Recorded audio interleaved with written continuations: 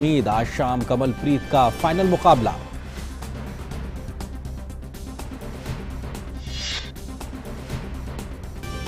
प्रधानमंत्री नरेंद्र मोदी आज video conferencing के जरिए विशेष डिजिटल भुगतान व्यवस्था ई रूपी की शुरुआत करेंगे।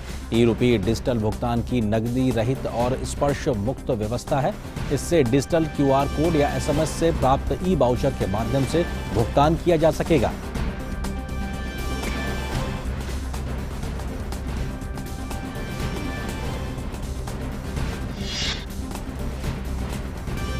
हंगामे के चलते आज भी संसद की कार्रवाई में पड़ी बाधा। लोकसभा और राज्यसभा की कार्रवाई नहीं चल पाई सुचारू रूप से। लोकसभा अध्यक्ष ओम बिरला ने हंगामा कर रहे सांसदों को दी नसीहत। कहा, 2 सप्ताह से सदन की कार्रवाई में बाधा पड़ने से जनता का करोड़ों रुपए हुआ खर्च।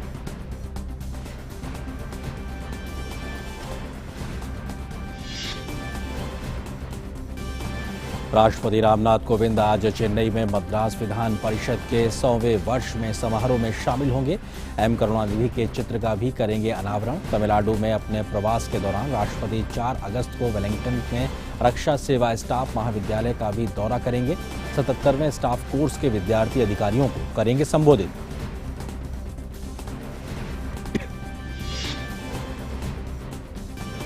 अगस्त के महीने में देश में होगी सामान्य बारिश। मानसून के अंत में या उसके बाद ला नीना की स्थिति के लिए फिर से उभरने की संभावना बढ़ी। अब तक कई राज्यों में मानसून की रही है बेहतर स्थिति।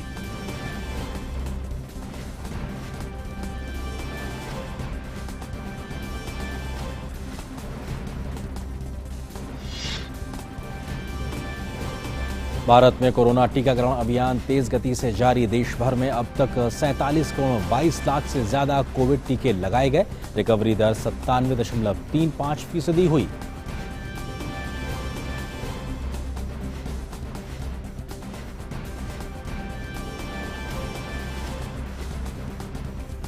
तो आप मिड डे प्राइम की इस वक्त की सुर्खियां देख रहे थे और आज के इस कार्यक्रम में सबसे पहले हम बात खेल की खबरों से करते हैं, क्योंकि ओलंपिक से बड़ी खबरें आ रही हैं और खेल की खबरों को हमारे साथ साझा करने के लिए मेरे साथ मौजूद है मेरी सहयोगी सुचित्रा।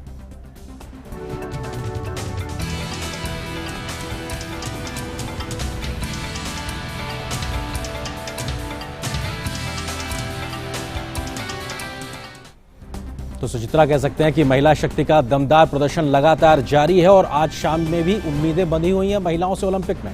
जी बिल्कुल आर्येंद्र, लगातार दूसरा उत्साह से भरा दिन रहा भारत के लिए टोक्यो ओलंपिक में। कल हमें 2 अच्छी खबरें मिली और आज फिर जो शुरुआत हुई है एक बहुत बड़ी और बहुत अच्छी खबर से हुई है। भारतीय महिला हॉकी टीम ने टोक्यो ओलंपिक के सेमीफाइनल में स्थान बनाकर इतिहास रच दिया है। क्वार्टर फाइनल मुकाबले में भारत ने ऑस्ट्रेलिया जैसी मजबूत टीम को 1-0 से मात दी। भारत के लिए मैच का एकमात्र गोल गुरजीत कौर ने किया। भारतीय महिला हॉकी टीम ने रच दिया है इतिहास। पहली बार ओलंपिक खेलों के सेमीफाइनल में टीम ने बनाई है जगह। क्वार्टर फाइनल में भारत ने ऑस्ट्रेलिया को दी मात। मैच में पहले क्वार्टर में दोनों टीमों की तरफ से तेज तरार हॉकी का खेल देखने को मिला। दूसरे क्वार्टर में भारतीय टीम को पेनल्टी कॉर्नर मिला, जिस पर गुरजीत कौर ने गोल कर भारत को 1-0 की बढ़त दिला दी। दूसरे और तीसरे क्वार्टर में भारतीय टीम ने इस बढ़त को बनाए रखा। चौथे क्वार्टर में ऑस्ट्रेलिया ने भारत के खिलाफ गोल करने के कई मौके बनाए, लेकिन भारतीय टीम के डिफेंस और गोलकीपर सविता ने उन्हें इसमें कामयाब नहीं होने दिया और भारत ने 1-0 से मुकाबले को अपने नाम करने में सफलता पाई। ये पहला मौका है जब भारतीय महिला हॉकी टीम ओलंपिक्स के सेमीफाइनल में पहुंचने में कामयाब हुई है। अब सेमीफाइनल में भारत का सामना अर्जेंटीना के साथ होगा। भारतीय टीम ने टोक्यो ओलंपिक्स में अपने पहले मुकाबले में हालांकि नीदरलैंड से मात खाई थी, लेकिन सभी ने पहले हाफ में भारतीय टीम के खेल की प्रशंसा की थी। वहीं जर्मनी के खिलाफ दूसरे मैच में भी टीम ने अच्छा खेल दिखाया था, लेकिन वो जीत दर्ज करने में नाकाम रही थी।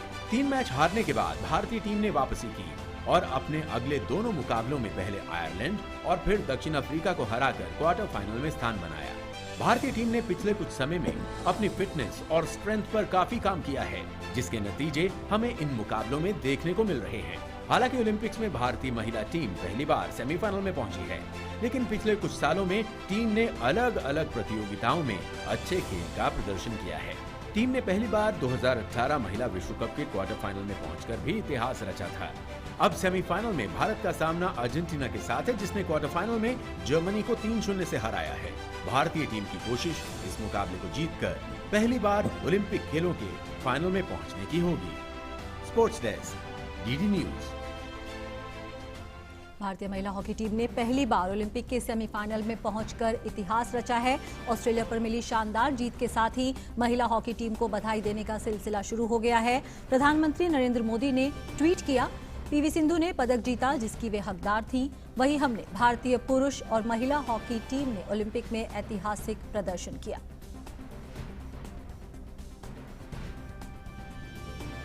केंद्रीय खेल मंत्री अनुराग ठाकुर ने ओलंपिक खेलों में भारतीय खिलाड़ियों के प्रदर्शन पर खुशी जताई है। खासतौर पर हॉकी की दोनों टीमों के शानदार प्रदर्शन से वे बेहद उत्साहित हैं। आने वाले महत्वपूर्ण मैच के लिए उन्होंने हॉकी टीम को अपनी शुभकामनाएं दी। हॉकी के हमारे दोनों ही टीम्स ने जो शानदार प्रदर्शन किया है उसके लिए बहुत बहुत बधाई, शुभकामनाएं।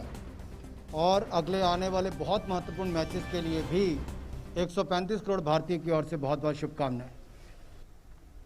मीराबाई चानू और पीवी सिंधु के ओलंपिक पदक जीतने पर खेल मंत्री ने कहा कि भारत की बेटियां ओलंपिक में बेहतरीन प्रदर्शन कर रही हैं। पीवी सिंधु जी ने जो कांस्य पदक जीता, उससे पहले मीराबाई चानू जी ने जीता। लवलीना ने शानदार प्रदर्शन किया। तो उम्मीदें भारत की ओर बंधी हैं और मुझे खुशी इस बात की है कि भारत की बेटियों ने अब तक 2 मेडल जीतकर दिखाए हैं। भारतीय हॉकी टीम के ओलंपिक में शानदार प्रदर्शन को लेकर चारों ओर चर्चाएं हो रही हैं। हर कोई महिला और पुरुष टीम के प्रदर्शन की सराहना कर रहा है। ऐसे में संसद में जारी सत्र के दौरान हमारे संवाददाता शैलेंद्र मिश्र ने खास बात की पूर्व क्रिकेटर और सांसद गौतम गंभीर के साथ। ओलंपिक पर बातचीत करने के लिए हमारे साथ मौजूद है बीजेपी सांसद और पूर्व क्रिकेट खिलाड़ी गौतम गंभीर। गौतम, जिस तरह से हम देख रहे हैं कि सफलता मिल रही है महिला हॉकी टीम, पुरुष हॉकी टीम, किस तरह से आप देखते हैं? देखिए, बहुत ऐतिहासिक है कि सब ये चाहते थे कि हॉकी का रिवाइवल हो, हॉकी देश में अच्छा करे। हमारा नेशनल स्पोर्ट है हॉकी। पहले पुरुष सेमीफाइनल में क्वालिफाई करे, आज महिलाओं ने क्वालिफाई किया सेमीफाइनल में। तो 70 मिनट दूर हैं आप मेडल से। और मुझे पूरा विश्वास है कि पूरे देश की शुभकामनाएं महिलाओं के साथ, पुरुषों के साथ रहेगी और भारतीय हॉकी टीम मेडल लेके आएगी। सेमीफाइनल में महिला हॉकी टीम पहुंची है और पुरुष हॉकी टीम भी पहुंची है, तो प्रोत्साहन मिलेगा, नए जो बच्चे हैं वो हॉकी की तरफ आकर्षित हो। देखिए, मेरा मानना है हॉकी का रिवाइवल मतलब इंडियन स्पोर्ट का रिवाइवल। जब आपका नेशनल स्पोर्ट रिवाइव होता है, नेशनल गेम रिवाइव होती है, तो पूरा स्पोर्ट रिवाइव होता है। और मेरे लाइफ टाइम में हमने कभी भी नहीं देखा कि हॉकी टीम ने ओलंपिक में मेडल जीता हो। तो अगर ओलंपिक में मेडल जीत के आती है पुरुष टीम और महिला टीम दोनों ही, तो ये शायद सबसे महत्वपूर्ण मेडल होगा मेरे लाइफ टाइम में। मैं खुद 2 मेडल जीता हूँ, तो किसी भी स्पोर्ट में, चाहे वो क्रिकेट में, उससे बड़ा मेडल ओलंपिक मेडल है। मेरा हमेशा ये मानना रहा है कि Olympic medal world cup medal से बहुत ज़्यादा मुश्किल होता है, क्योंकि पूरी दुनिया खेलती है ओलंपिक्स। क्रिकेट शायद सिर्फ 8 या 10 कंट्रीज़ ही खेलती हैं। तो इसलिए पूरे देश को उम्मीद है कि इस बारी मेंस और वुमेंस टीम, हॉकी टीम अच्छा करेगी और मेडल लेके आएगी। और इस वक्त भारतीय महिला हॉकी टीम की कामयाबी पर और चर्चा करने के लिए हमारे साथ जुड़ गए हैं हमारे खास मेहमान, भारतीय हॉकी टीम के पूर्व कप्तान जफर इकबाल, जो कि ओलंपियन भी रह चुके हैं। बहुत बहुत स्वागत है आपका।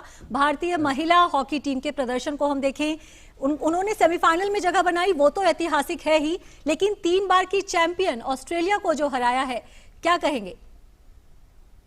देखिए, भारतीय हॉकी टीम ने जैसे शुरुआत की थी उसमें मैं यही कहूँगा कि सबसे अच्छा प्रदर्शन अभी तक चला आ रहा है हमारी भारतीय हॉकी टीम का। और ये कहना बहुत मुश्किल है और ये कहने में बहुत कठिनाई होती है कि हमारी टीम हारी ज़रूर थी अपने लीग मैचेस में, मगर उन्होंने ये तो शो कर दिया था कि हम किसी से कम नहीं है, चाहे वो फिजिकल फिटनेस में हो या मेंटल टफनेस में हो या प्लानिंग के अंदर हो।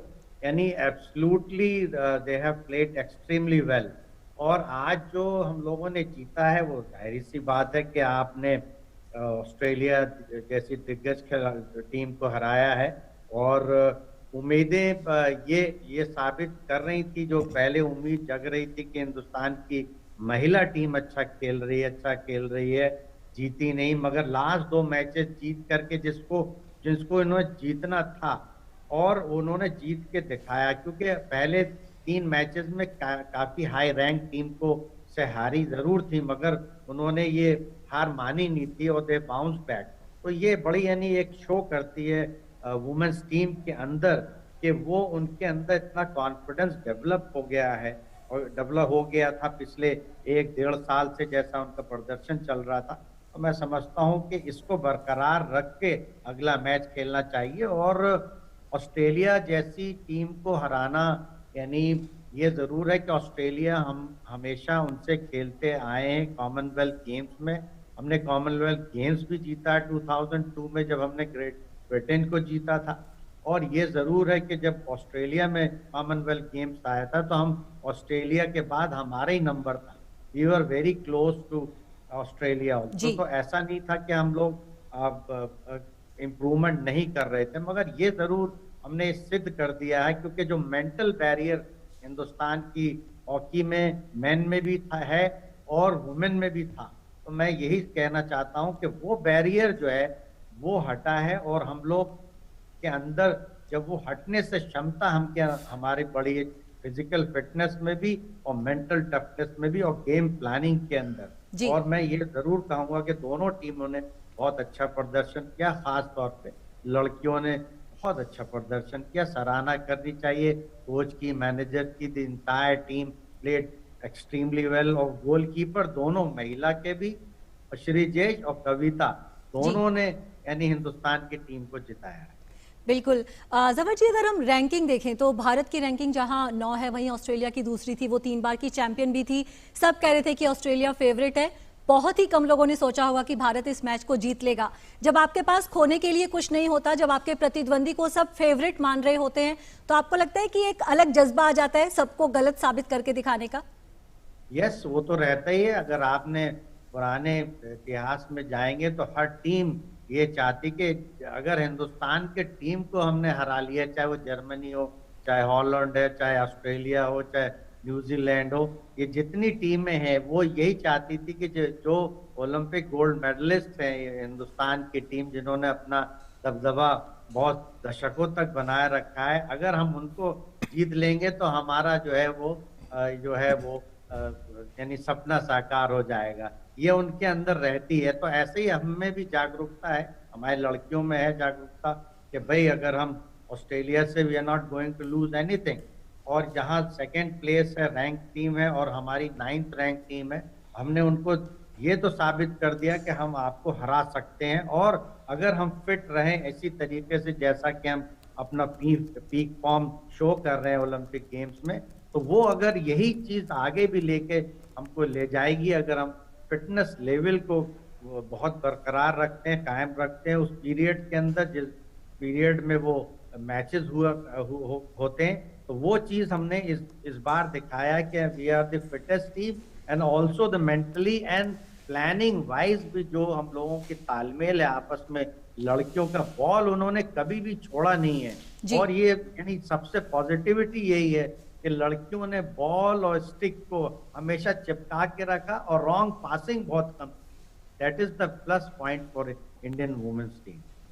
जी बिल्कुल। जफर जी, जिस तरह से भी हमने सुना, गौतम गंभीर कह रहे थे कि हॉकी के जिस स्वर्णिम काल की बात की जाती है, इस देश की आबादी के एक बहुत बड़े हिस्से ने वो काल जो है वो देखा नहीं है। अब जिस तरह से प्रदर्शन कर रही हैं भारतीय पुरुष हॉकी टीम, भारतीय महिला हॉकी टीम, लग रहा है कि उस काल की यादें एक बार फिर से ताज़ा होने लगी हैं। विश्व हॉकी में भारत का जो नाम है एक बार फिर से शीर्ष टीमों में शामिल होने लगा है।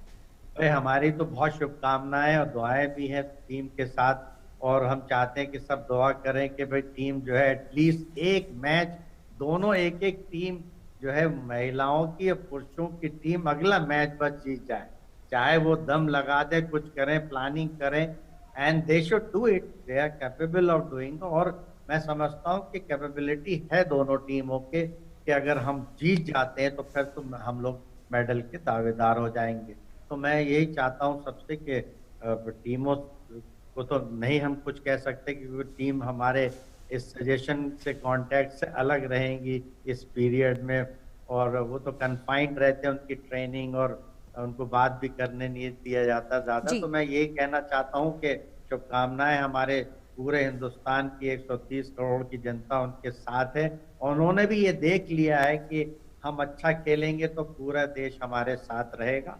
और पॉजिटिविटी में तो ये है कि खेलों के प्रति हमेशा पॉजिटिविटी ही रहनी चाहिए, इसमें कोई नेगेटिव नहीं होना चाहिए। जी बिल्कुल, संपर्क हो या ना हो, दुआएं जरूर हमारी पहुंचेंगी दोनों भारतीय पुरुष और महिला हॉकी टीम तक। बहुत बहुत शुक्रिया इस तमाम चर्चा के लिए। और टोक्यो ओलंपिक में कांस्य पदक जीतने वाली भारतीय बैडमिंटन स्टार पीवी सिंधु ने अपनी इस कामयाबी पर खुशी जताई और कहा कि उनकी सफलता में उनके कोच पार्क का भी अहम योगदान रहा। इस बीच सिंधु ने हल्के फुल्के अंदाज में इस बात को भी सामने रखा कि अब वो इस मेडल के बाद आइसक्रीम एंजॉय करेंगी। I haven't decided, but I'm sure I will. But yeah, I think apart from that, Mr. Park, well, I know him since a very long time when he was training in the Korean with the Korean team. But yeah, when he came to India after a year or so, I started training with him. And yeah, initially we were just like, it took us some time to actually know about each other, about the game, about the conditions and stuff. But I think we always had a dream, you know, to get that Olympic medal. So that dream has come true, and I think we worked really hard, and he especially has worked really hard. I think because I'm sure like in this pandemic, a lot of people have suffered, and especially he couldn't go home. He just met his family only for 13 days. So I think the efforts that he put in, the hard work that he put in towards me, I think that's really great. And I think, you know, it's all his effort and his hard work. And we finally got that medal back to the country, and I'm really very happy about that. Rajya Sabha की ओर से आज PV Sindhu को Olympic में medal जीतने पर बधाई दी गई। सभापति वेंकैया नायडू ने कहा कि सदन उनकी सफलता का अभिनंदन करता है। I congratulate Ms. PV Sindhu for winning bronze medal in badminton women's singles event in Olympics Games being held in Tokyo, Japan. With her spectacular performance, Ms. Sindhu has scripted history by becoming the first Indian woman to win 2 Olympic medals. I wish Ms. PV Sindhu success in her future endeavors and hope that she will continue to bring many more laurels to the country. Lok Sabha अध्यक्ष ओम बिरला ने आज सदन की कार्रवाई आरंभ होते ही Tokyo Olympic में star भारतीय शटलर पीवी सिंधु ने रविवार को कांस्य पदक जीतकर इतिहास रचे जाने की बधाई दी। उन्होंने कहा कि देश और सदन की तरफ से हम भारतीय शटलर पीवी सिंधु को शुभकामनाएं देते हैं। मुझे आपको सूचित करते हुए अत्यंत प्रसन्नता हो रही है कि सुश्री पीवी सिंधु ने ओलंपिक खेलों में बैडमिंटन एकल प्रतियोगिता में भारत के लिए कांस्य पदक जीता है। उन्होंने लगातार दूसरे ओलंपिक में ये कामयाबी हासिल की है। व्यक्तिगत मुकाबलों में 2 ओलंपिक मेडल जीतने वाली वो पहली भारतीय महिला है। मैं अपनी ओर से तथा सदन की ओर से सुश्री सिंधु को इस ऐतिहासिक सफलता के लिए बधाई देता हूं और आशा करता हूं कि उनकी ये उपलब्धि पूरे देश के युवाओं के लिए प्रेरणादायक होगी। केंद्रीय कानून मंत्री किरेन रिजिजू ने कहा कि उन्होंने पीवी सिंधु से मैसेजेस के जरिए बात की और ओलंपिक में ब्रॉन्ज मेडल जीतने पर उन्हें बधाई दी।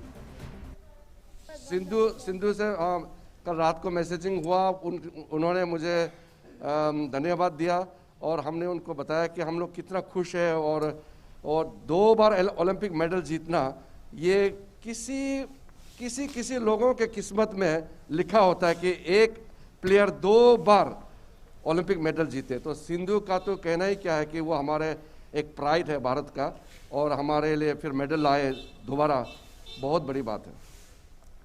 डिस्कस थ्रो में आज देश के लिए टोक्यो ओलंपिक में बड़ा दिन है। दरअसल आज शाम भारतीय athlete Kamalpreet Kaur discus throw के फाइनल में उतरेंगी।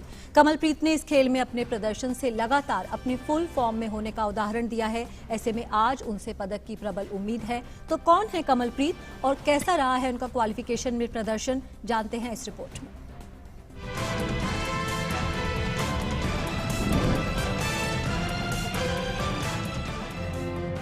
टोक्यो ओलंपिक में डिस्कस थ्रो के क्वालिफिकेशन में अपने प्रदर्शन से दिल जीता और अब फाइनल में मेडल जीतने की है तैयारी, क्योंकि कमलप्रीत कौर पड़ेंगी सब पर भारी।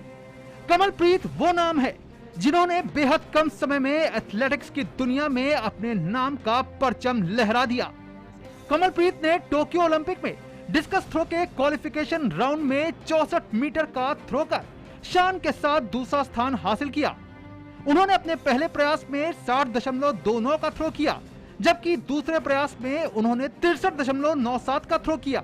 वहीं तीसरे एफर्ट में उन्होंने 64 मीटर का थ्रो किया।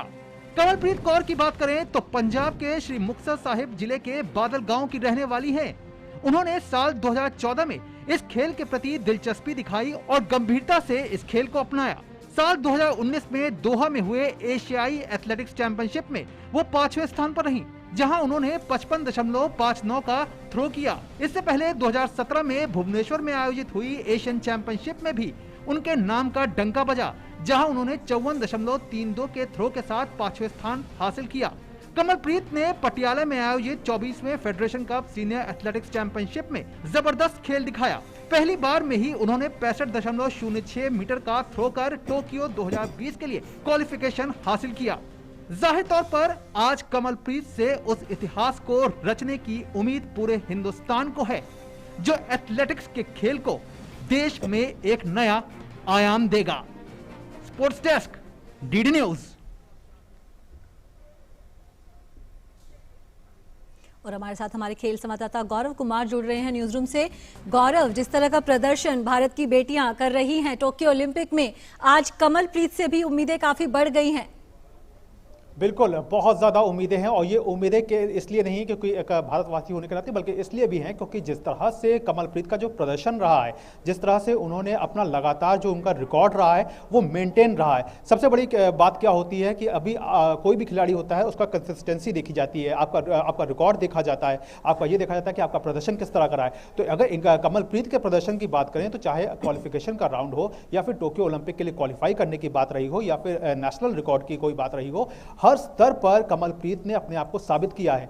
बेहद 2014 से इन्होंने हल्के फुल्के अंदाज में डिस्कस थ्रो में आई थी। कोई बहुत ज़्यादा इनके पास ऐसा इक्विपमेंट्स नहीं थे या बहुत ज़्यादा ऐसी कोई तैयारी का कोई पीछे बैकग्राउंड नहीं था।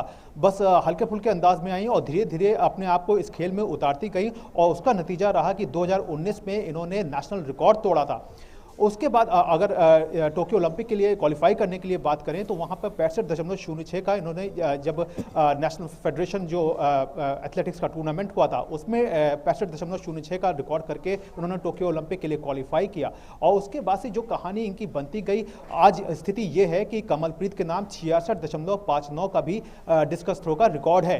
तो ये जो रिकॉर्ड है, और जिस तरह से वो क्वालिफिकेशन में हमने उनका गेम देखा था कि जिस अंदाज में वो आई थी, और बाकी जैसे अमेरिका के जो खिलाड़ी थे और बाकी रशिया के जो खिलाड़ी थे, जो एथलीट थे, वो जब डिस्कस अपना फेंक रहे थे तो कहीं ना कहीं उनको बहुत ज़्यादा एक हार्ड वर्क भी करना पड़ा था। उनके वो आवाज़ भी बहुत सारे निकाल रहे थे। लेकिन जब कमलप्रीत ने डिस्कस को फेंका और जब कहना चाहिए जब 64 मीटर का थ्रो किया या फिर पहले या दूसरे एफर्ट की भी बात करें, बहुत ही शांति के साथ और बहुत ही सहजता के साथ उन्होंने इस अचीवमेंट को हासिल किया। तो आप खुद समझ सकती हैं कि कितना ज़्यादा उन्होंने इसको आसान बनाया और बहुत बेहद सहज दिखी, बेहद सरल दिखी, क्योंकि आमतौर पे डिस्कस थ्रो में सबसे ज्यादा आपका जो जोर लगता है वो कंधे पे होता है, लेकिन कमलप्रीत इस मामले में पूरी तरह से बेहद आसानी के साथ उन्होंने कहना चाहिए कि बहुत आसानी से अचीवमेंट इसको हासिल किया। सुचित्रा जी बिल्कुल। गौरव, सौरभ चौधरी के केस में भी हमने देखा कि क्वालिफिकेशन में उन्होंने टॉप किया था, लेकिन फाइनल्स में प्रभावित नहीं कर पाए। तो यही उम्मीद की जाए कि कमलप्रीत ने जिस तरह से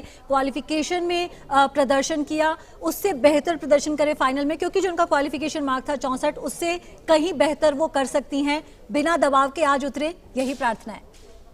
बिल्कुल, आपने सौरभ चौधरी की बात की। जाहिर तौर पर सौरभ चौधरी युवा है और उन्होंने काफ़ी अच्छा पीछे प्रदर्शन करते आ रहे थे, लेकिन कहीं ना कहीं कंसिस्टेंसी की जो कमी थी वो भी कहीं ना कहीं सौरभ चौधरी के साथ थी। लेकिन कमलप्रीत, ये जो बड़ा डिफरेंस है वो बड़ा है, क्योंकि कमलप्रीत का अगर आप लगातार पिछला बैकग्राउंड भी देखते चलें तो वहाँ पर उनका 60 से नीचे कहीं पर भी नहीं रहा है।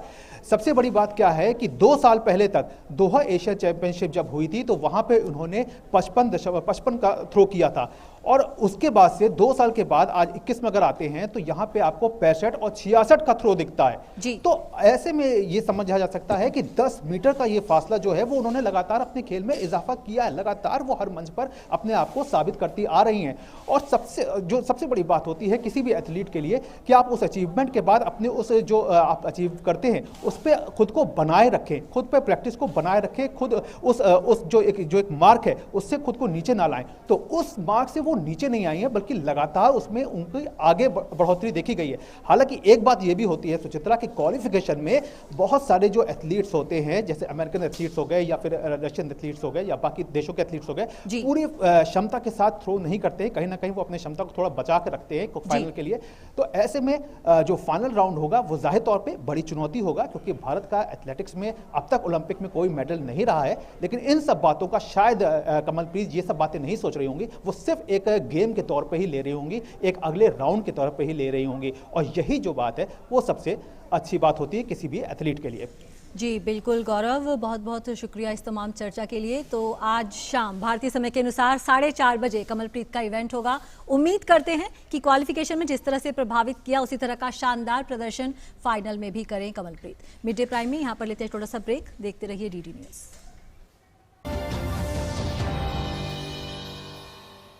देखिए, आपके घर की एक एक दीवार चीख चीख कर कह रही है कि अच्छी सीमेंट क्यों नहीं लगाई। अगर वंडर सीमेंट लगाते तो दीवारें इतनी मजबूत होती कि आपके घर की दीवारों में बिल्कुल दरारें नहीं पड़ती। वंडर सीमेंट, जब भी आए भला कर जाए। ओए, ये कोरोना कब जाएगा? क्या पता, डिग्री मिलेगी क्या पता, नौकरी मिलेगी क्या पता, बड़े बड़े शहरों में करनी थी पढ़ाई, सपने सारे हो गए हैं लापता। ओ मेरे टॉपर्स, बड़े शहर जाने की कोई जरूरत नहीं है क्योंकि अपग्रेड लाया है बैचलर्स डिग्रीज इंडिया की टॉप यूनिवर्सिटीज से ऑनलाइन इंटर्नशिप और प्लेसमेंट सपोर्ट के साथ। upgrad.com।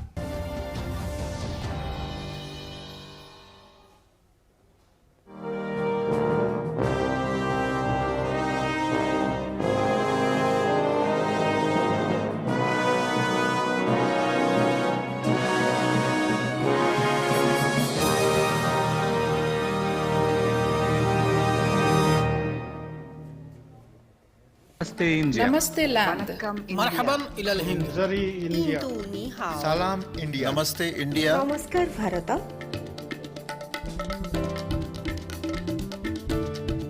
मुई इंडिया, नहनु हुनूर इंडिया, माँ हिंदी हस्ती हिंदियानी, सलाम हिंदुस्तान, वी आर इंडिया।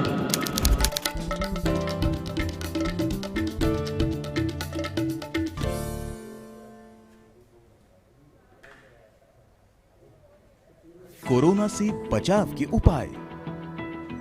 आपस में कम से कम 1 मीटर की दूरी रखें। हाथों को बार बार साबुन और पानी से धोएं। 60% अल्कोहल आधारित सैनिटाइजर का प्रयोग करें। मास्क से चेहरे को ढक कर रखें। छींकते या खांसते समय नाक और मुंह को रुमाल या टिश्यू से ढकें। प्रयोग किए गए टिश्यू को तुरंत कूड़ेदान में डालें। सामाजिक आयोजनों और भीड़-भाड़ वाली जगहों से दूर रहें।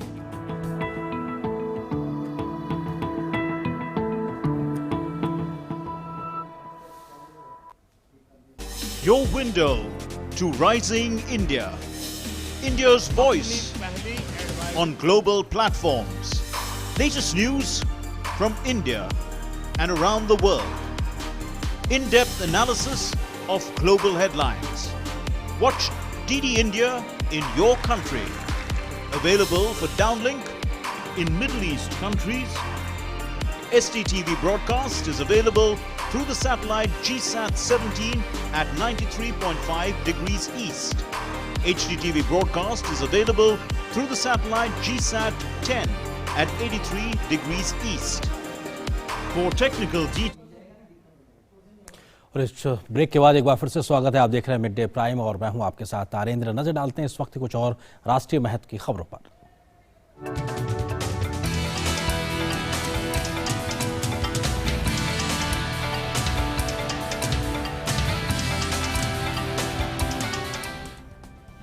राष्ट्रपति रामनाथ कोविंद 5 दिन के तमिलनाडु दौरे पर आज चेन्नई में मद्रास विधान परिषद के 100वें वर्ष के स्मारक समारोह में शामिल होंगे।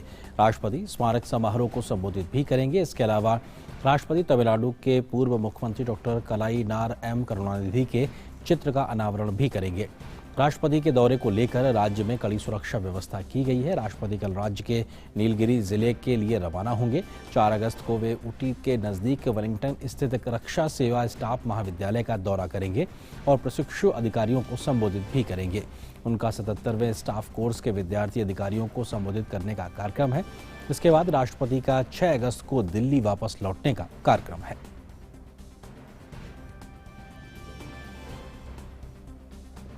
हमारी सहयोगी प्रियंका इस वक्त हमारे साथ में इस खबर पर अधिक बातचीत करने के लिए मौजूद है। प्रियंका, अगर देखा जाए तो बेहद महत्वपूर्ण राष्ट्रपति का ये दौरा।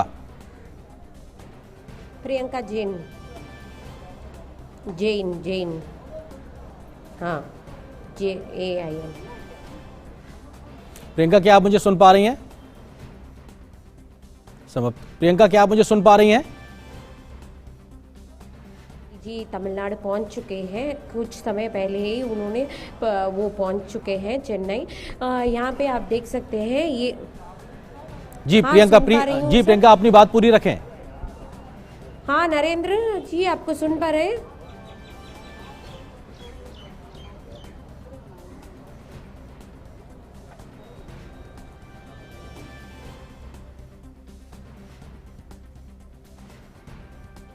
हम संपर्क करने की कोशिश करेंगे प्रियंका से, लेकिन फिलहाल अगली खबर की ओर बढ़ते हैं। प्रधानमंत्री नरेंद्र मोदी आज वीडियो कॉन्फ्रेंसिंग के जरिए ई-रूपी लॉन्च करेंगे। ये व्यक्ति विशिष्ट और उद्देश्य विशिष्ट डिजिटल पेमेंट सॉल्यूशन है। ई-रूपी डिजिटल भुगतान के लिए एक कैशलेस और संपर्क रहित माध्यम है। यह एक QR कोड या SMS स्ट्रिंग और आधारित ई वाउचर है, जिसे लाभार्थियों के मोबाइल पर पहुंचाया जाता है। इस निर्बाध एक मुश्त भुगतान व्यवस्था के उपयोगकर्ता अपने सेवा प्रदाता के केंद्र पर कार्ड, डिजिटल भुगतान ऐप या इंटरनेट बैंकिंग एक्सेस के बगैर ही वाउचर की राशि को प्राप्त करने में सक्षम होंगे। इसे national payments corporation of India ने अपने UPI प्लेटफॉर्म पर वित्तीय सेवा विभाग, स्वास्थ्य एवं परिवार कल्याण मंत्रालय और राष्ट्रीय स्वास्थ्य प्राधिकरण के सहयोग से विकसित किया है। ये डिजिटल पेमेंट सॉल्यूशन कल्याणकारी सेवाओं की भ्रष्टाचार मुक्त आपूर्ति सुनिश्चित करने की दिशा में एक क्रांतिकारी पहल साबित होगा। प्रधानमंत्री का जोर हमेशा से ही डिजिटल पहलों को व्यापक प्रोत्साहन देने पर रहा है।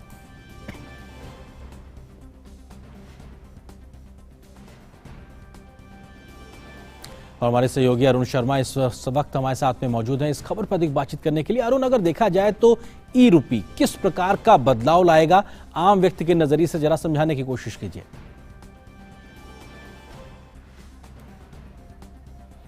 अरुण, क्या आप मुझे सुन पा रहे हैं? संभवतः अरुण तक हमारी आवाज नहीं पहुंच पा रही है। हम कोशिश करेंगे उससे संपर्क करने का, लेकिन बेहद महत्वपूर्ण, प्रधानमंत्री आज शाम करीब 4:30 बजे के आसपास ई-रूपी को लॉन्च करेंगे और एक तरीके से डिजिटल प्लेटफॉर्म को आगे बढ़ाने की जो सोच है पीएम मोदी की, उसको कैसे आगे बढ़ाया जाए, उस दिशा में एक मील का पत्थर साबित होगा। कोशिश यही है कि कैसे डिजिटल प्लेटफॉर्म्स का लोग ज़्यादा से ज़्यादा इस्तेमाल करें और उस लिहाज से जागरूकता बढ़ाने की भी कोशिश की जा रही है। आगे बढ़ते हैं और बात संसद की करते हैं। संसद का मॉनसून सत्र लगातार विपक्ष के हंगामे के कारण सुचारू रूप से नहीं चल पा रहा है। आज भी सुबह 11 बजे दोनों सदन में कार्रवाई शुरू होते ही विपक्ष ने अपने मुद्दे के साथ शोर शराबा शुरू कर दिया। यहां तक कि विपक्ष की नारेबाजी के बीच ही ओलंपिक में पदक जीतने वाली बैडमिंटन खिलाड़ी PV सिंधु को बधाई दी गई। अब सदन की कार्रवाई 2 बजे के बाद शुरू होगी।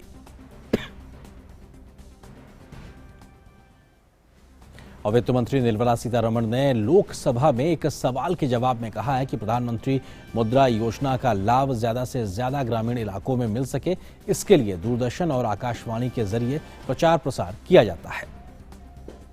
Concern of the Honorable Prime Minister in reaching out financial and credit assistance to the poorest of the poor, even if they are in remotest areas. But yet the member rightly points out that even then very many areas in the country which are very remote, the members, the public, the poorest of the poor may not have the information, and because of want of knowing about it, they may not have the benefit reaching them.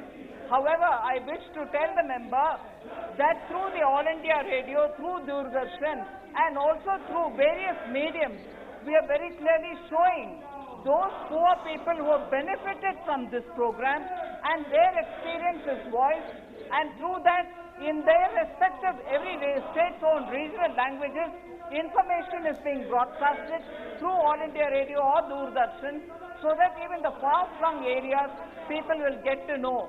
We will further be doing this so that more people can benefit out of it. वहीं राज्यसभा में आज केंद्रीय सूचना और प्रसारण मंत्री अनुराग सिंह ठाकुर ने एक प्रश्न के जवाब में बताया कि इंटीग्रेटेड एडवर्टाइजमेंट के माध्यम से बनाई गई नीतियां आम लोगों तक तेजी से पहुंच रही हैं, साथ ही खर्च में भी कमी आ रही है। उन्होंने कहा कि अब इंटीग्रेटेड एडवर्टाइजमेंट की वजह से कम्युनिकेशन पर ज्यादा जोर दिया जा रहा है।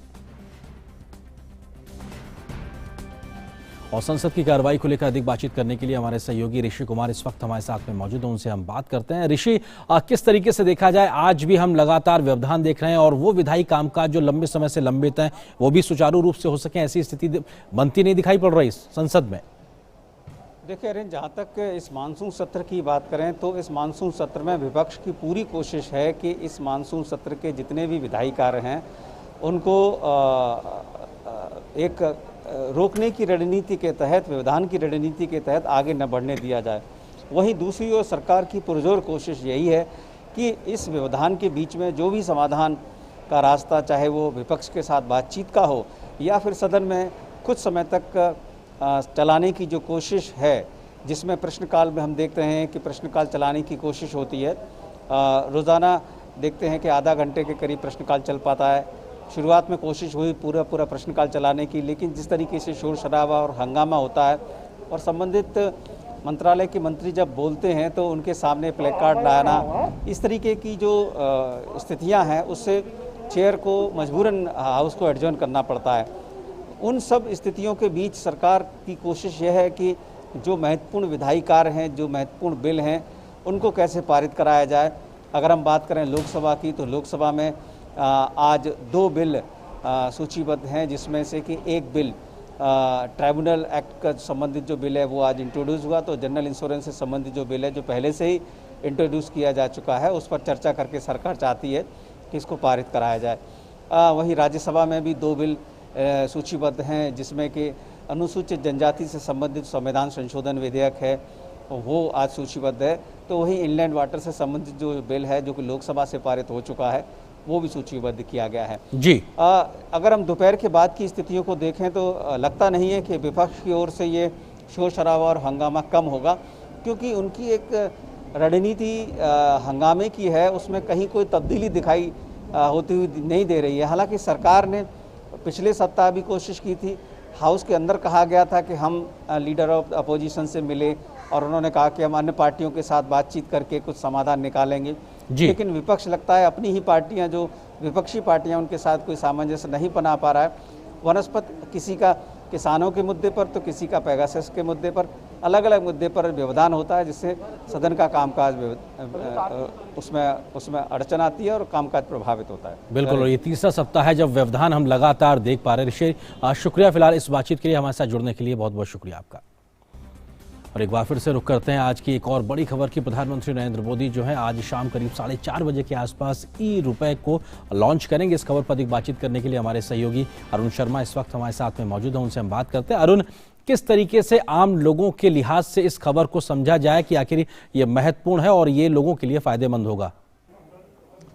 आरिंद्र, जहाँ तक ई-रुपये की अगर बात की जाए तो ये एक तरह का गिफ्ट डिजिटल वाउचर आप कह सकते हैं। जैसे हम लोग आमतौर पर गिफ्ट वाउचर्स देखते हैं अपने फ्रेंड्स को, रिलेटिव्स को, कि वो गिफ्ट की शॉपिंग कर सकें, उसी तर्ज पर या उसी डिज़ाइन के साथ में इस डिजिटल ई वाउचर को बनाया गया है, जिसका नाम ई-रुपये रखा गया है। लेकिन इसकी खास बात यह है कि ये पर्सन स्पेसिफिक है और पर्पस स्पेसिफिक है। यानी कि मान लीजिए कि अगर मैं एक ई वाउचर का प्रीपेड रिचार्ज कराता हूँ, क्योंकि ये ई वाउचर प्रीपेड होगा एक तरह से, तो मान लीजिए अगर मैं आरेंद्र प्रताप सिंह के नाम से एक ई वाउचर का रिचार्ज कराता हूँ तो उसे केवल आप यानी कि आरेंद्र ही इसका इस्तेमाल कर सकेंगे, और ये पर्पस स्पेसिफिक भी है। यानी कि मान लीजिए अगर मैं आपको रिचार्ज करा करके वाउचर देता हूँ और मैंने पर्पस इसमें ये लिखवाया है कि आप इससे वैक्सीनेशन का काम करवा सकते हैं, वैक्सीनेशन ले सकते हैं, तो आप इस वाउचर को प्राइमरीली वैक्सीनेशन के तौर पर ही रिडीम करा सकेंगे। आप इसका किसी और मकसद से इस वाउचर का इस्तेमाल नहीं कर सकते। तो पर्पस स्पेसिफिक और पर्सन स्पेसिफिक होने के कारण से जो हमारे सिस्टम में जो लीकेजेस होती हैं वो लीकेजेस कहीं ना कहीं खत्म होती हुई दिखाई देंगी। हमने पिछले 6-7 साल में देखा है कि कैसे सरकार का फोकस रहा है कि जो डिलीवरी मैकेनिज्म को काफ़ी बेहतर और दुरुस्त बनाया जा सके। उसी कड़ी में देखिए कि डीबीटी जैसे मैकेनिज्म को एक तरह से सरकार अंजाम दे रही है। 16 लाख करोड़ से भी ज़्यादा का आप देखिए कि जो क्यूमुलेटिव ट्रांजैक्शंस या फिर जो बेनिफिशियरी के अकाउंट में पैसों को ट्रांसफर किया गया है डीबीटी के माध्यम से, उसी तर्ज पर ये ई रुपी के कॉन्सेप्ट को लाया गया है। इसमें खास बात ये भी है आर्येंद्र कि हमें इंटरनेट की जरूरत नहीं पड़ेगी, स्मार्टफोन्स की जरूरत नहीं पड़ेगी। अगर आपके पास इसका QR कोड है या फिर आपके पास इसका SMS जनरेटेड लिंक है तो आप इसे कहीं पे भी जाके रिडीम करवा सकते हैं। इसमें किसी भी तरह के स्मार्टफोन्स की जरूरत नहीं पड़ेगी, इंटरनेट की जरूरत नहीं पड़ेगी। इसीलिए एक तरह से इसको डिजिटल इंफ्रास्ट्रक्चर के मोर्चे पर बहुत ही रेवोल्यूशनरी माना जा रहा है। शुक्रिया अरुण, इस बात को बहुत बेहतरी से और आसान शब्दों में समझाने के लिहाज से शुक्रिया आपका हमारे साथ जुड़ने के लिए। आगे बढ़ते हैं और बात कोविड की करते हैं। स्वास्थ्य और परिवार कल्याण मंत्रालय के मुताबिक देश भर में पिछले 24 घंटों में 40,134 नए संक्रमण के मामले दर्ज किए गए हैं, तो वहीं पिछले 24 घंटे में 36,946 मरीज उपचार करवाकर स्वस्थ हो चुके हैं, जिसके बाद देश में रिकवरी रेट बढ़कर 97.35% हो गया है। सक्रिय मामलों की संख्या कुल संख्या 4,13,718 हो गई है। साप्ताहिक पॉजिटिविटी रेट वर्तमान में 2.37% है और दैनिक पॉजिटिविटी रेट 2.81% है, जो 5% से कम पर लगातार बना हुआ है। वहीं देश में कोरोना के खिलाफ जारी जंग में टीकाकरण अभियान भी तेज गति से जारी है। देश भर में अब तक 47 करोड़ 22 लाख से ज्यादा कोविड टीके की खुराक दी जा चुकी है। स्वास्थ्य मंत्रालय के अनुसार देश में पिछले 24 घंटों में कोरोना की 17,06,598 वैक्सीन लगाई गई हैं, जिसके बाद देश में कुल टीकाकरण का आंकड़ा 47 करोड़ 22 लाख 23,639 हो गया है। और बात केरल की। केरल में कोरोना के बढ़ते मामलों को देखते हुए एक केंद्रीय दल राज्य के दौरे पर है। आज केंद्रीय दल ने तिरुवनंतपुरम में जिला कलेक्ट्रेट में मिलकर कोरोना के हालात पर चर्चा की है। केंद्र ने राज्य में कोरोना प्रबंधन की स्थिति की समीक्षा के लिए एक 6 सदस्यीय दल NCDC के निदेशक के नेतृत्व में भेज रखा है। इससे पहले केंद्रीय दल ने कई जिलों का दौरा कर जिला के अधिकारियों के साथ कोविड नियंत्रण के कदमों पर विस्तार से चर्चा की थी। और देश में कोरोना की दूसरी लहर के कमजोर पड़ने के बाद अब स्कूलों और कॉलेजों को खोलने की भी कवायद शुरू हो गई है। आज से पंजाब में सभी कक्षाओं के लिए स्कूल खुल गए हैं। इस दौरान कोरोना की गाइडलाइंस का सख्ती से पालन करना होगा। स्कूलों में बच्चे अपने अभिभावकों की मर्जी से ही आएंगे और ऑनलाइन कक्षाओं का विकल्प भी बना रहेगा।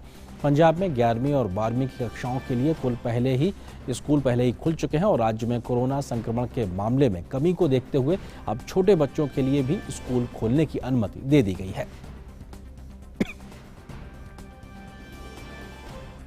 उधर छत्तीसगढ़ में आज 10वीं और 12वीं के छात्रों के लिए स्कूलों को खोला जा रहा है। अभी कक्षाएं 50% क्षमता के साथ चलाई जाएंगी। वहीं छत्तीसगढ़ के दूसरे ग्रामीण क्षेत्रों में कक्षा 1 से 5 और कक्षा 8 के छात्रों के लिए स्कूल खोले जाने को लेकर ग्राम पंचायतें निर्णय ले सकती हैं, लेकिन 6ठी, 7वीं, 9वीं और 11वीं कक्षा के छात्रों के लिए स्कूल अभी नहीं खोले जा रहे हैं। उधर उत्तराखंड में आज से कक्षा 9 से 12वीं तक के छात्र छात्राओं के लिए स्कूल खुल रहे हैं, जबकि 6ठी से लेकर 8वीं कक्षा तक के बच्चों के लिए स्कूल 16 अगस्त से खुलेंगे। हर स्कूल में सामाजिक दूरी, मास्क पहनना, सैनिटाइजर का प्रयोग करना अनिवार्य होगा। इसका पालन कराने के लिए हर स्कूल में एक नोडल अधिकारी बनाया जाएगा।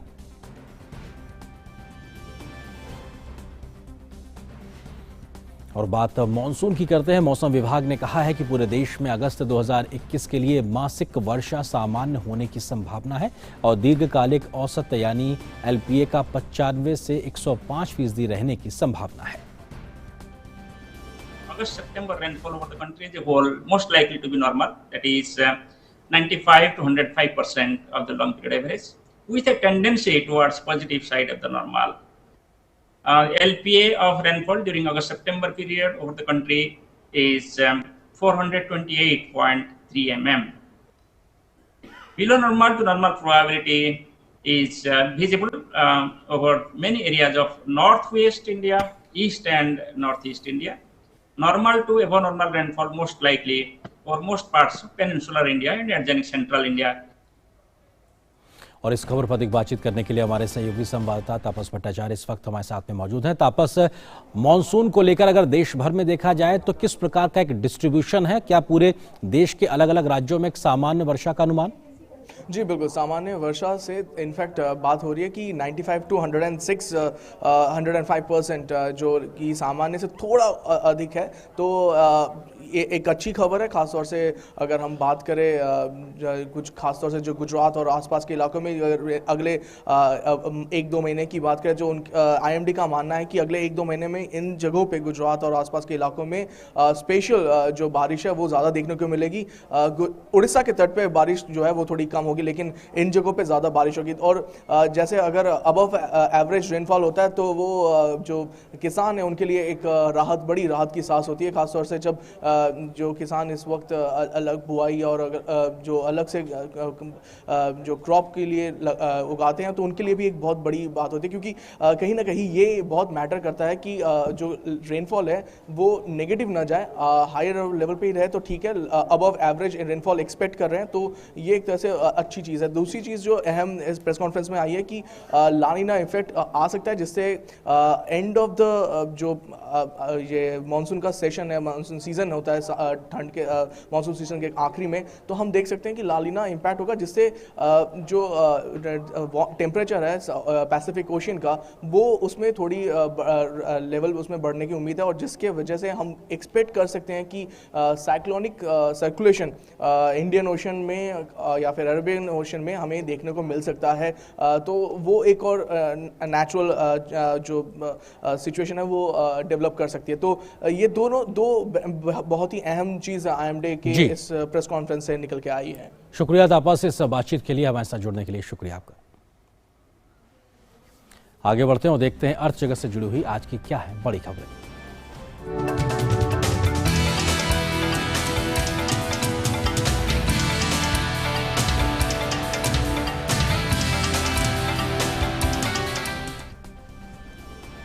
और व्यापार प्राइम की खबरों को मेरे साथ लेकर मौजूद है मेरे सहयोगी अजय मिश्र। अजय, क्या कुछ बड़ी खबरें अगर हम व्यापार प्राइम के लिहाज से बात करें तो?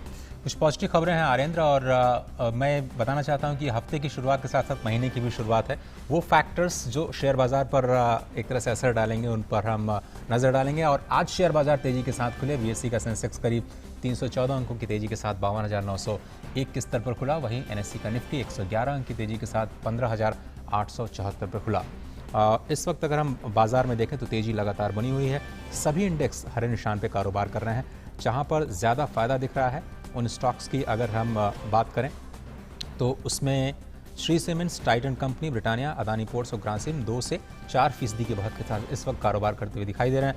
उधर UPL, Tata Steel, Power Grid Corporation, Tech Mahindra, Bajaj Finserv में थोड़ी सी बिकवाली का दबाव इन शेयर्स पर दिखाई दे रहा है।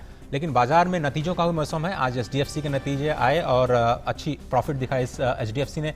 बाजार में खरीदारी के माहौल के बीच कंपनियां IPO के जरिए भी संस्थागत और रिटेल निवेशकों से पूंजी जुटाती हैं। इस हफ्ते 4 IPO बाजार में दस्तक दे रहे हैं। इसके साथ ही पॉलिसी बाजार ने भी सेबी के पास IPO के लिए आवेदन भेज दिया है। तो तेजी के साथ कारोबार की शुरुआत। और कुछ ऐसे फैक्टर्स जिसका असर पॉजिटिव बाजार पर पड़ रहा है वो है मैन्युफैक्चरिंग PMI। और जुलाई महीने के लिए मैन्युफैक्चरिंग में नए ऑर्डर्स को दिखाने वाला इंडेक्स जारी कर दिया गया है। जुलाई महीने में मैन्युफैक्चरिंग PMI 55.3 के स्तर पर दर्ज किया गया। इससे पहले जून महीने में ये 48.1 के स्तर पर था। आपको बताएं कि 50 से नीचे जब ये आंकड़ा होता है तो कॉन्ट्रैक्शन यानी नए ऑर्डर नहीं मिलने का संकेत है। 50 के ऊपर कोई भी आंकड़ा अच्छा होता है। 55 बहुत ही अच्छा आंकड़ा है। 11 महीने में पहली बार जून महीने में मैन्युफैक्चरिंग में सुस्ती दिखी थी और हमें कॉन्ट्रैक्शन नजर आया था। नए ऑर्डर्स और एक्सपोर्ट्स में भी इस महीने तेजी दिखाई दी। जुलाई में नई नौकरियों में भी बढ़त दिखाई दी, बहुत अच्छी खबर है। और 15 महीने से चल रहा है मुश्किल का दौर, लगातार शेडिंग हो रही थी, नौकरियां जा रही थी मैन्युफैक्चरिंग में खासतौर पर। अब ऐसा लगता है कि उस पर अब लगाम लगेगी और थोड़ा सा बेहतरी के संकेत हैं।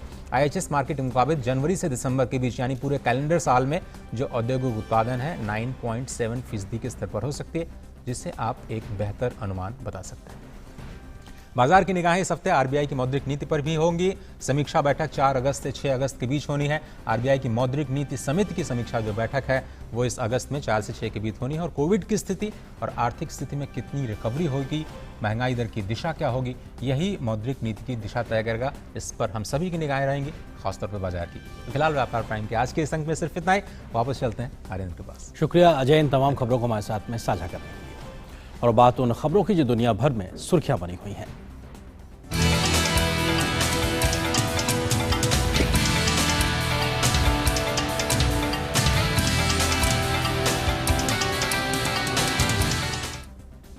भारत और बांग्लादेश के बीच रेल संपर्क क्षेत्र में एक महत्वपूर्ण कदम आगे बढ़ते हुए हल्दीबाड़ी चिलाहाटी मार्ग से वाणिज्यिक सेवाएं बहाल हो गई हैं। स्टोन चिप से लदी 30 डब्बों वाली भारतीय मालगाड़ी कल बांग्लादेश के चिलाहाटी स्टेशन पहुंची। यह रेल मार्ग 50 साल से ज्यादा समय से बंद पड़ा था। हल्दीबाड़ी चिलाहाटी रेल संपर्क भारत और बांग्लादेश के बीच 5वां ऐसा रेल मार्ग है जिस पर संचालन शुरू किया गया है। हल्दीबाड़ी चिलाहाटी रेल लाइन असम, पश्चिम बंगाल, नेपाल और भूटान से बांग्लादेश माल भेजने के लिए छोटा रास्ता है। इस रेल मार्ग के खुल जाने के बाद भारत से स्टोन चिप्स, अनाज, मछली, चूना पत्थर, लकड़ी आदि बांग्लादेश को निर्यात करने में काफ़ी आसानी होगी। बांग्लादेश भी इस मार्ग का प्रयोग कर आसानी से अपनी सभी निर्यात योग्य वस्तुएं भारत भेज पाएगा। इससे दोनों देशों के बीच पर्यटन को भी काफ़ी बढ़ावा मिलेगा और पूर्वोत्तर भारत को अंतर्राष्ट्रीय बाजार में जाने के लिए एक नया रास्ता भी मिल गया है। भारत के 15 सदस्यीय संयुक्त राष्ट्र सुरक्षा परिषद के अध्यक्ष बनने के बाद संयुक्त राष्ट्र में भारत के स्थायी प्रतिनिधि टी.एस. तिरुमूर्ति ने संयुक्त राष्ट्र में भारत की प्राथमिकताओं को रेखांकित करते हुए कहा है कि अंतर्राष्ट्रीय समुदाय को प्रभावित करने वाले मुद्दों पर भारत का जोर रहेगा, जिसमें अंतर्राष्ट्रीय आतंकवाद, शांति रक्षा, अंतर्राष्ट्रीय शांति और सुरक्षा को बढ़ाना मुख्य रूप से शामिल होगा। भारत इस साल जनवरी से 2 साल की अवधि तक के लिए सुरक्षा परिषद का एक अस्थायी सदस्य बना है। Very happy to take over as President of the Security Council for this month. It is a privilege for me and my team in the permanent mission of India in New York, as indeed it is for all of us in India. As you know, it has been 7 months since we entered the Security Council, and this is our 8th tenure. So this stint in the Security Council is not just about our presidency, but about the Indian presence itself.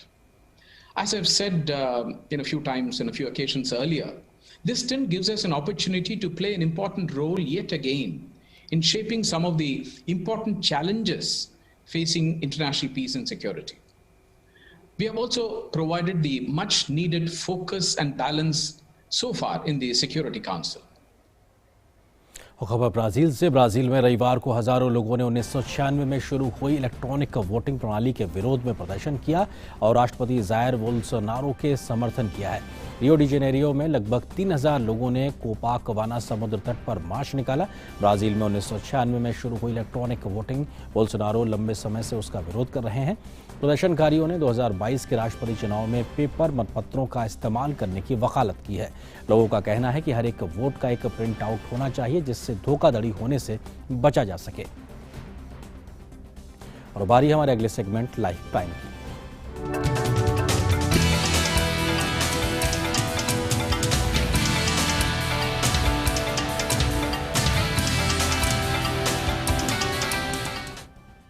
Bharat के राष्ट्रीय ध्वज तिरंगे की रूपरेखा तैयार करने वाले महान स्वतंत्रता सेनानी पिंगली वेंकैया जी की आज जयंती है। भारतीय संविधान सभा की बैठक के दौरान 22 जुलाई 1947 को राष्ट्रीय ध्वज तिरंगा को वर्तमान स्वरूप में अपनाया गया।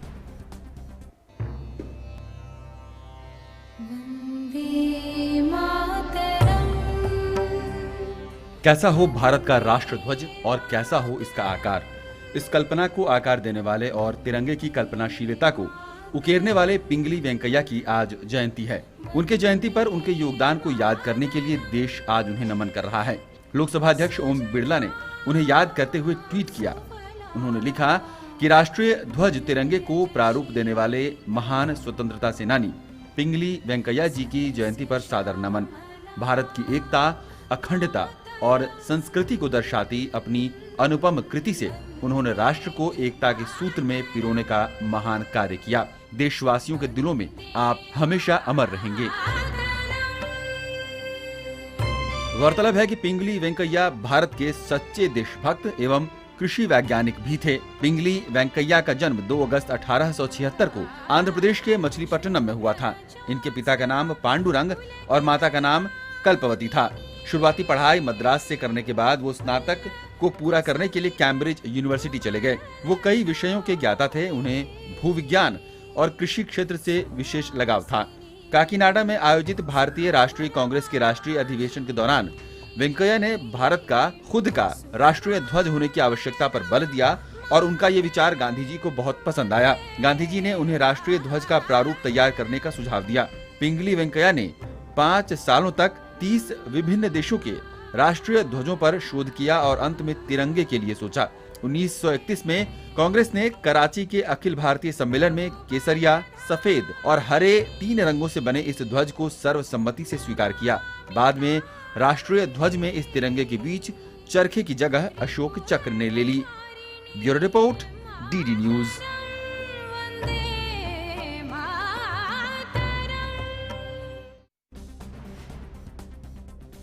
आपको छोड़ जाते हैं कुछ ऐसी तस्वीरों के साथ में जो भारत की महिला हॉकी टीम के खिलाड़ियों की उपलब्धियों को एक तरीके से बयां करती है। फिलहाल मुझे और मेरी पूरी टीम को दीजिए इजाजत। नमस्कार।